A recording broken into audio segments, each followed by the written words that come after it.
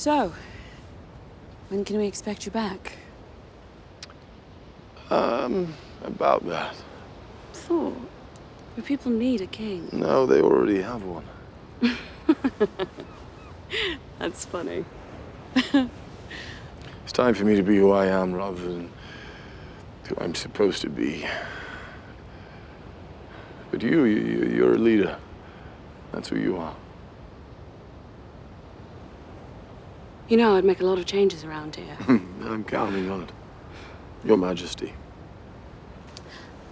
What will you do? I'm not sure.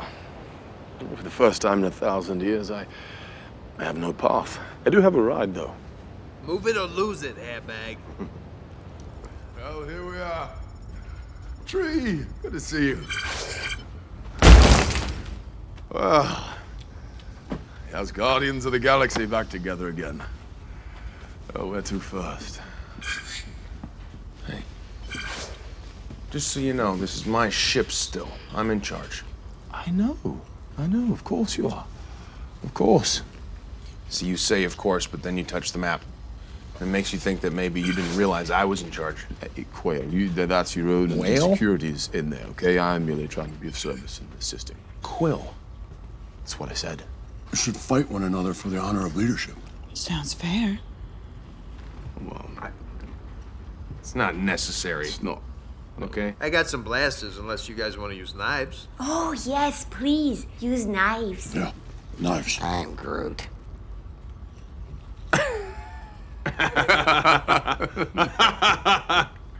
Not necessary. There shall be no knifing one another. Everybody knows who's in charge. Me. Right? Yes, you. Of course. Of course. Of course. Hi everyone, it's Charlie. I've got a lot of requests to do a video for Thor 4 Love and Thunder, so I'll explain what the plot of that movie is. They explained a lot of it during the big Marvel Phase 4 panel, so we'll break it all down. We're doing that Avengers Endgame Blu-ray giveaway. All you have to do to enter is be a subscriber and leave your best Thor 4 theory on the video. I just broke this down top 10 style, so starting with number 10, Thor 4 is now going to take place before Guardians of the Galaxy Volume 3. Thor 4 is tail-end Marvel Phase 4 timeline per this schedule, and Guardians is now confirmed Marvel Phase 5, just because James Gunn is going to be busy doing Suicide Squad before he does Guardians of the Galaxy Volume 3. So very brief Guardians cameo at the beginning of Thor 4, just for the sake of continuity, because Thor is off on their ship as Guardians of the Galaxy again, per that scene at the end of Endgame. But now, Thor may or may not cameo in Guardians 3. The movie's going to pick up a little while after the events of Doctor Strange in the Multiverse of Madness for important multiverse reasons I'll explain in a second, but it's hitting theaters November 2021. The last two Thor films have been November films, so that's not a really big surprise. They haven't confirmed whether or not there'll be a Loki cameo from the alternate universe Loki with the Tesseract from Avengers Endgame, if he's going to cross over, because the movie is happening after they do the Loki TV series with that character. If it wasn't clear, the Loki of the Loki TV series that Tom Hiddleston is playing is the Tesseract Loki that we saw escape in Avengers Endgame and create this branch timeline, so he's alternate universe Loki now who's still alive in present day. They didn't say who the main villain is going to be, but don't be surprised if they also use a villain from the multiverse. That's why the Doctor Strange movie is going to be so important, because even though the multiverse already exists, there's a lot of casual audience members that don't really know how it works, and that's what they're getting into during the Doctor Strange multiverse movie. Multiverse is also important for the Mighty Thor plot that they're doing from the comics. So 9, the plot of the movie is based, as you would probably assumed, on Jason Aaron's Mighty Thor run from the past few years. During that story, Jane Foster becomes an alternate version of Thor when comic book Mjolnir from the 616 comic book universe deems her worthy. The reason why the hammer deems her worthy is really important too, because it has a lot to do with what the Marvel Comics were doing with the main version of Thor in the wake of Original Sin and Secret Wars. What they did is when he became unworthy of the hammer, he stopped calling himself Thor and just called himself Odin's son, and they used the Thor name as more of a title that you could pass around instead of just a regular name. Like, my name is Charlie. You don't pass that around unless I have a son and then name him Charlie. Once regular Thor couldn't lift the hammer anymore, the hammer in the comics is alive. It has a sentience, so the hammer knows that Asgard in the Nine Realms always needs a Thor to protect it, to wield it, so when our main version of Thor becomes unworthy, the hammer selects another Thor to replace him. And the replacement just winds up being Jane Foster, who's slowly dying of cancer. They did not say if they're going to do the cancer plot from the comics, like if our Jane Foster Natalie Portman is going to wind up having cancer at the beginning of the movie. But number 8, as you probably suspected, MCU Thor is still worthy of the hammer at the end of Avengers Endgame, so that creates some problems. They'll have to change the comics quite a bit. Taika Waititi is writing the script for the movie and directing, just like he did the script for Thor Ragnarok and directed, and that movie was a mashup of Planet Hulk, Gore the God Butcher, Angela, and comic book Hela. So the actual plot of Thor 4 will be a remix of Mighty Thor with a bunch of other deep cuts from the classic Thor comics. 7, Valkyrie is still going to be King of Asgard during the movie and going forward into Marvel Phase 5. They revealed that she'll also select a queen to join her on the throne.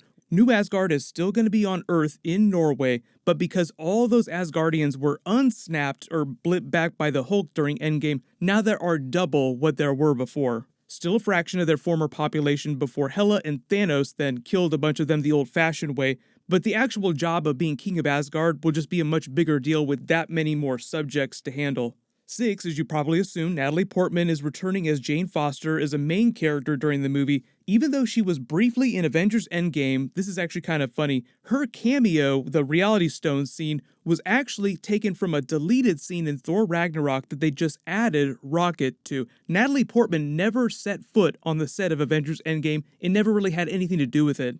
After Thor the Dark World came out, she did pretty much everything she could to get people to forget that she was ever in a Thor movie. During Avengers Age of Ultron, they sort of relegated her off into the distance. Thor's like, oh, she's off studying science and Asgardian technology somewhere safe.